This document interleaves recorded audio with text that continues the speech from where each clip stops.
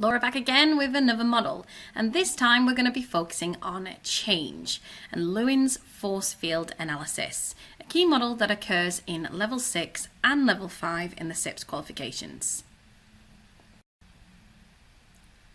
Kurt Lewin talked about there being different forces at play within an organisation. These are driving and restraining forces. Driving forces are forces towards change. They want to change the status quo and drive to a new state. Restraining forces are those that want to retain the status quo and will restrain and try and stop change. Whichever force is stronger will succeed. If the driving forces are stronger, then change will happen. If restraining forces are stronger, change will not happen.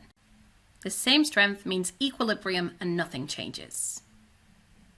So to undertake the analysis, the first thing you need to do is define the change you want to see. So in step 1, we want to write down the goal or vision of this future desired state. Where do we want to get to? Or you might prefer to understand the present status quo or equilibrium. You have to do this before you can do a successful force field analysis, because you need to know what the change is and what the current state is. Brainstorm driving forces. Step 2 is to brainstorm or mind map all of the forces in your organisation that are driving towards change. Anything that's going to help get that desired future state. The next stage is then to brainstorm the restraining forces. So here we need to mind map all of the forces internally or externally that might restrain the change, might hold it back and fight towards the status quo.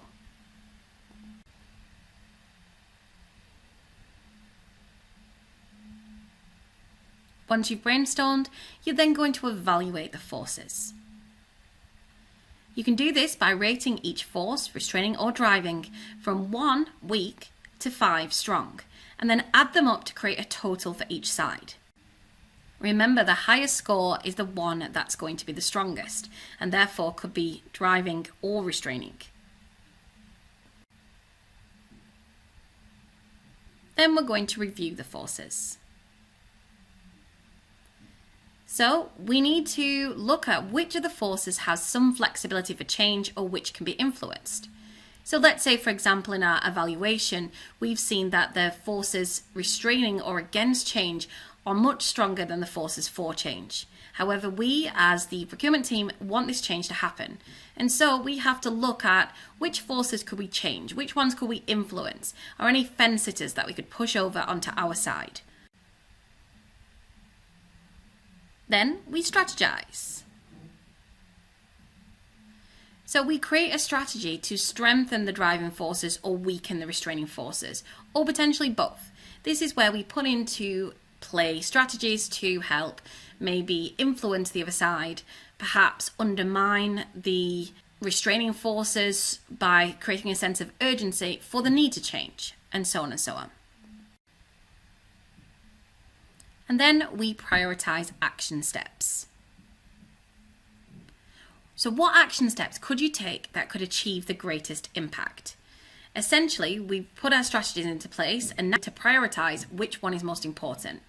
So which one's going to achieve the greatest impact and maybe force through this change. And we need to identify the resources, the people, the time, the money that we're going to need, and decide how to implement these steps. All of this is a strategic, proactive approach to achieve the outcome that we need in our organisation. And there's one of the key change management techniques in SIPS. Please subscribe and check back soon to see our new videos that launch every week. Thanks for listening. Bye for now.